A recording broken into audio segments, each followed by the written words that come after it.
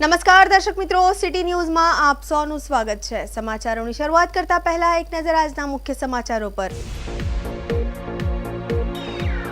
વાપીની Gyanganga English medium સ્કૂલમાં fire safety mock ડ્રીલનું આયોજન। કોંગ્રેસના મલ્લિકાર્જુન ખડગેની માફી બાદ સાંસદ અને લોકસભા દંડક ધવલ પટેલનું નિવેદન આવ્યું સામે। 4 રસ્તા નજીક ખુલ્લી ગટરમાં એક ગાય ખાબકી।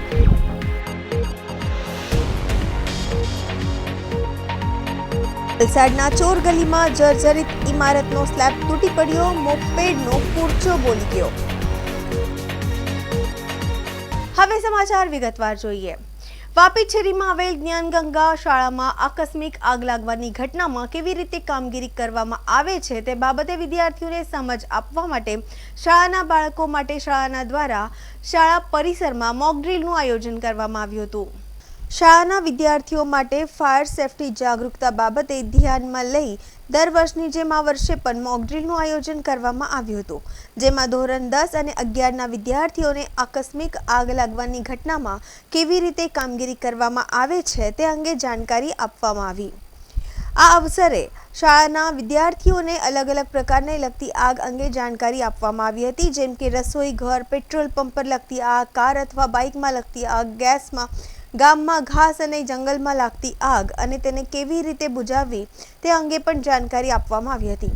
આ ઉપરાંત શાળા પરિસરમાં યોજાયેલા જાગૃતતા કાર્યક્રમમાં fire fighter team, fire alarm team, બચાવ ટીમ, રેસ્ક્યુ ટીમ બનાવીને આગ લગાવીની ઘટનામાં કેવી રીતે કામ કરવું તે અંગે માહિતી આપવામાં આવી। શાળાના નાના ધોરણના બાળકોએ ઉપર મુજબની કામગીરી નિહાળતા તેમજ મોટા ધોરણના વિદ્યાર્થીઓને આ પ્રકારની કામગીરી કરતા જોઈ ચહેરા પર ખુશી છવાઈ ગઈ હતી। આ ઉપરાંત વિદ્યાર્થીઓની રેસ્ક્યુ કામગીરી જોઈ તાળીઓના ગણગણાટથી શાળાનું પરિસર ગુંજી ઉઠ્યું હતું।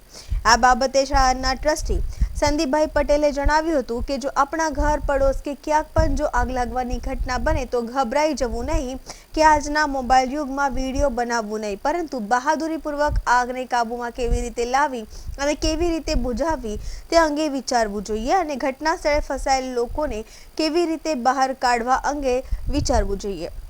જો આવી ઘટના ધ્યાનમાં આવે તો સૌપ્રથમ ફાયર વિભાગનો નંબર 101 ઉપર સંપર્ક કરી દેવો, ત્યારબાદ આપણે આપણાથી બનતા પ્રયત્નો કરી ટીમ બનાવી આગ પર કાબૂ મેળવવાનો પ્રયત્ન કરવો જોઈએ। આ અવસરે શાળાના ટ્રસ્ટી સંદીપભાઈ પટેલે, શાળાના આચાર્ય સુનિલ નાયર, શાળાના ઇન્ચાર્જ શિક્ષકોએ, શાળાના શિક્ષકો, શાળાના પીટી શિક્ષકોએ ભાગ લઈને કાર્યક્રમને સફળ બનાવ્યો હતો।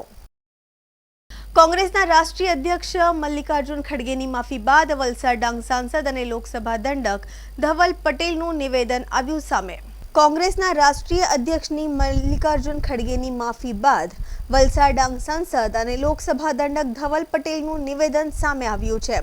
મલ્લિકાર્જુન ખડગે દ્વારા પોતાનું નિવેદન તોડી મરોડીને રજૂ કરવામાં આવ્યું હોવાની વાત સાંસદ ધવલ પટેલ દ્વારા ખોટી ગણાવી મલ્લિકાર્જુન ખડગે દ્વારા માંગવામાં આવેલી માફી પૂરતી નથી અને અમને જરા પણ સ્વીકાર્ય નથી। આગામી 5 રાજ્યોની ચૂંટણી અને સ્થાનિક સ્વરાજની ચૂંટણીમાં નુકસાનના ડરથી ખડગેએ આ અડધામણથી માફી માંગી છે। જ્યાં સુધી ખડગે દિલથી માફી નહીં માંગે અને સોનિયા, રાહુલ તેમજ પ્રિયંકા ગાંધી માફી નહીં માંગે ત્યાં સુધી વિરોધ અને આંદોલન ચાલુ રહેશે।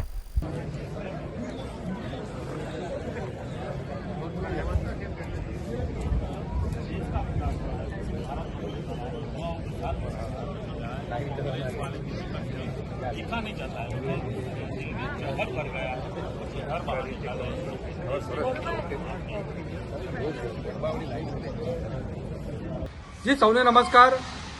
थोड़ा दिवस पहला जे केरल में कांग्रेसना राष्ट्रीय अध्यक्ष मल्लिकार्जुन खारगेजीए जे बयान आप्યું કે બધા જ ગુજરાતીઓ અનપઢ છે, ઇલિટરેટ છે અને મૂર્ખ છે, એના લીધે પૂરા ગુજરાતમાં અને ગુજરાતીઓ જે ભારતમાં વસે છે, પૂરા વિશ્વમાં વસે છે, એમના દિલમાં આક્રોશ અને ક્રોધ છે અને પૂરા ગુજરાતભરમાં આંદોલન થઈ રહ્યું છે।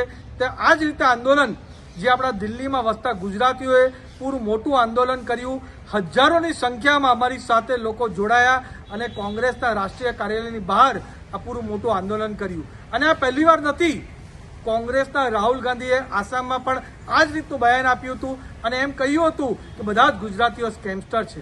જ્યારે ઉત્તર પ્રદેશનું ઇલેક્શન હતું ત્યારે પણ રાહુલ ગાંધી અને અખિલેશ યાદવે બયાન આપ્યું હતું કે બધા ગુજરાતીઓ ગધેડા છે, અને હમણાં જ થોડા દિવસ પહેલા ટીએમસીના સાંસદ મહુવા મોઇત્રાએ તો એમ પણ કીધું કે ગુજરાતીઓનું આઝાદીની લડાઈમાં કોઈ યોગદાન નથી.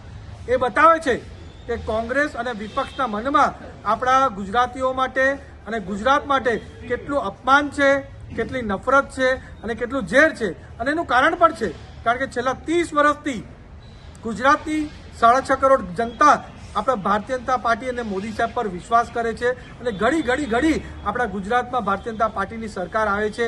એનાથી કંટાળીને કોંગ્રેસના નેતાઓ અવારનવાર આપણા ગુજરાતીઓને ગાળ ભાળવાનું કામ આ લોકો કરી રહ્યા છે. પણ હવે ગુજરાતીઓ અપમાન સેવાના નથી, કારણ કે ગુજરાતીઓ દરેક ક્ષેત્રે યોગદાન છે. ચાહે આઝાદીમાં આપણા સરદાર વલ્લભભાઈ પટેલ હોય, મહાત્મા ગાંધી હોય, દાદાભાઈ નવરોજી હોય, એ રીતે રાજનીતિમાં જ આપણા પ્રધાનમંત્રી નરેન્દ્ર મોદી સાહેબ હોય, ગૃહમંત્રી અમિત શાહ સાહેબ હોય, એ જ રીતે આપણા સ્પોર્ટ્સના ક્ષેત્રે પણ ચાહે હાર્દિક પાંડ્યા હોય, રવિન્દ્ર જાડેજા હોય, જસપ્રીત બુમરાહ હોય કે કલાના ક્ષેત્રમાં પરેશ રાવલજી હોય, એવા અસંખ્ય લોકો આપણા ગુજરાતના લોકો આપણા ભારતના વિકાસ માટે અહમ યોગદાન આપી રહ્યા છે. આપણા બિઝનેસ ક્ષેત્રમાં પણ ચાહે અંબાણી હોય, અડાણી હોય, ઉદય કોટક હોય, દીપક પ્રકાશ, બધા જ લોકો આપણા ગુજરાતને વિકાસ કરવાનું કામ કરી રહ્યા છે. ત્યારે ગુજરાતીઓ લોકોને જે અપમાન કરે છે હવે ગુજરાતની જનતા સહન કરવાની નથી. અને જ્યાર લગીને કોંગ્રેસના મલ્લિકાર્જુન ખારગેજી, રાહુલ ગાંધી, સોનિયા ગાંધી અને પ્રિયંકા ગાંધી ગુજરાતી લોકોને માફી નહીં માંગે ત્યાર લગીને અમારું આંદોલન ચાલુ રહેશે. અને આ કોંગ્રેસની ટુકડે ગેંગની રાજનીતિ છે.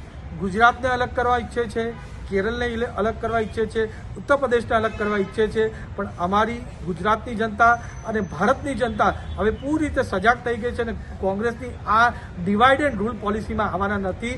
બધા એક સાથે રહીને નરેન્દ્ર મોદી સાહેબની સરકાર બનાવશે, અને જે રીતે ગુજરાત કોંગ્રેસમુક્ત ગુજરાત થયું છે એ જ રીતે હવે ભારત પણ કોંગ્રેસમુક્ત ભારત બનશે. ધન્યવાદ. જય ગરવી ગુજરાત. જય હિન્દ. સમાચારોમાં સમય છે નાનકડા વિરામનો. વિરામ બાદ આપ જોઈ શકશો 4 રસ્તા નજીક ખુલ્લી ગટરમાં એક ગાય ખાબકી.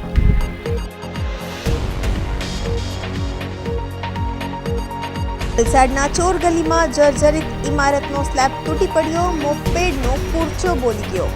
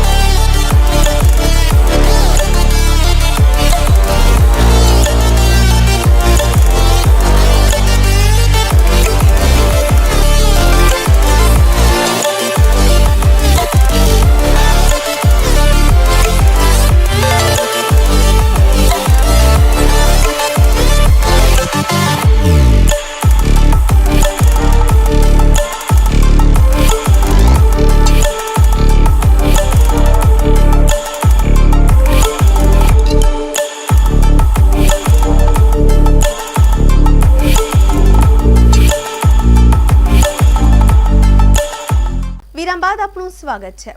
પાડી નેશનલ હાઈવે 48 પર જાણે યમરાજ ગટરના મોઢા ખુલ્લા રાખીને બેઠા હોય તેવી સ્થિતિ સર્જાઈ છે. હાઈવે ઓથોરિટીની ગંભીર બેદરકારીના કારણે પાડી 4 રસ્તા પાસે ગટરના તૂટેલા ઢાંકણા નિર્દોષ નાગરિકોને પશુઓ માટે ડેથ ટ્રેપ સાબિત થઈ રહ્યા છે. 2 દિવસ પહેલા મોબાઈલ વેપારી નિખિલભાઈ ગટરનું જર્જરી ઢાંકણ તૂટતા સીધા ઊંડી ગટરમાં પટકાયા હતા, જેના હૃદયદ્રાવક દ્રશ્યો સીસીટીવીમાં કેદ થયા હતા. હજુ તો આ ઘટનાની શાહી સુકાઈ નથી ત્યારે 4 રસ્તા નજીક ખુલ્લી ગટરમાં એક ગાય ખાબકી હોવાની ઘટના સામે આવી છે. સફાઈના નામે જેસીબી ફેરવી ઢાંકણા તોડી નાખનાર તંત્રના એસી ઓફિસમાં બેસતા અધિકારીઓ હજુ પણ કોઈ મોટી જાનહાનિના રાહ જોઈ રહ્યા છે. ગાય ગટરમાં પડી હોવાની જાણ થતાં જ સેવાની સરવાની વહી હતી. સ્થાનિક રઘુભાઈ ભરવાડ, પંકજભાઈ ગરણીયા અને કીર્તિભાઈ ભંડારી સહિતના લોકો તત્કાલિક મદદે દોડી આવ્યા હતા. સ્થાનિક લોકોને રાહદારીઓએ સાથે મળી ટ્રેક્ટરને ક્રેન મંગાવી ભારે જહેમત બાદ ગાયને સુરક્ષિત રીતે બહાર કાઢી હતી. જોકે ગાયને નાની મોટી ઈજાઓ પહોંચી છે. લોકોમાં રોષ છે કે જનતાના ટેક્સના પૈસા લૂંટતું તંત્ર શું હવે કોઈનો જીવ જશે ત્યારે જાગશે?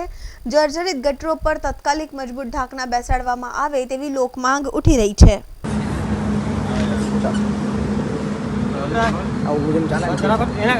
કામ છે ને અહીંયા બાકી છે.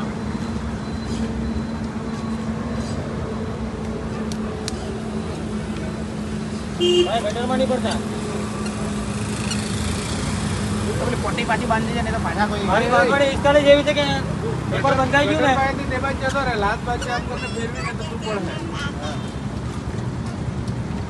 પાછી અંદરથી જ્યાં રઘુભાઈ જોઈ પડો. વહેલી સવારે વલસાડમાં વાતાવરણમાં આવ્યો પલટો. વલસાડ પંથકમાં અચાનક વાતાવરણમાં આવ્યો પલટો. વહેલી સવારે વલસાડ વાતાવરણમાં આવ્યો પલટો.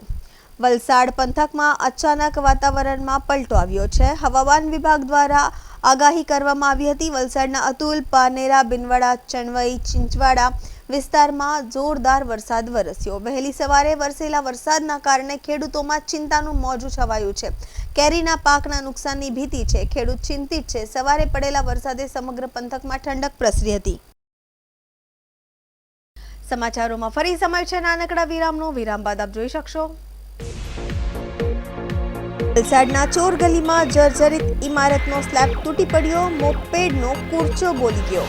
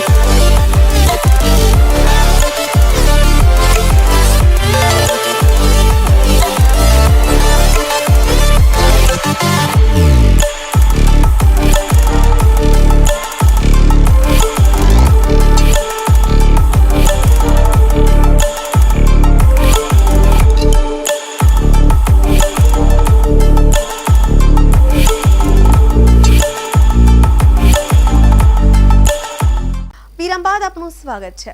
વલસાડ શહેરના ચોર ગલીમાં એક મોટી દુર્ઘટના ઘટતા રહી ગઈ હતી. લાંબા સમયથી જર્જરિત અવસ્થામાં રહેલી ઇમારતનો સ્લેબ અચાનક ધરાશાયી થતા સમગ્ર વિસ્તારમાં અફરાતફરી મચી ગઈ હતી. આ ઘટનામાં ઇમારત નીચે પાર્ક કરેલી એક મોપેડ દબાઈ જતા તેને ભારે નુકસાન પહોંચ્યું છે.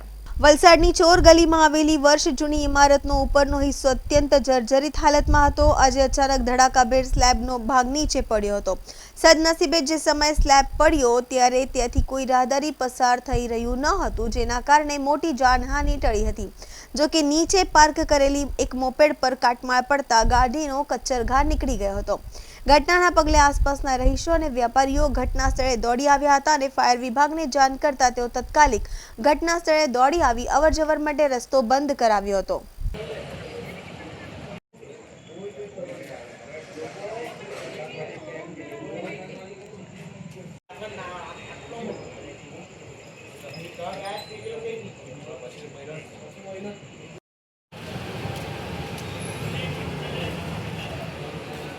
फोन कौन सा बेटा तेरे पास? સમાચાર પૂરા કરતા પહેલા એક નજર આજના મુખ્ય સમાચારો પર. વાપીની જ્ઞાનગંગા ઇંગ્લિશ મીડિયમ સ્કૂલમાં ફાયર સેફટી મોક ડ્રીલનું આયોજન.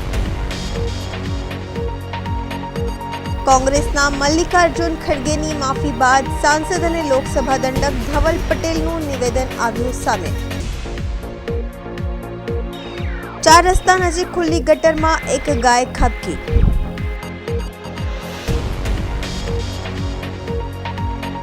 વલસાડના ચોર ગલીમાં જર્જરિત ઇમારતનો સ્લેબ તૂટી પડ્યો, મોપેડનો પૂરચો બોલી ગયો. તો આ હતા અત્યાર સુધીના સમાચાર. જોતા રહો સિટી ન્યૂઝ. નમસ્કાર.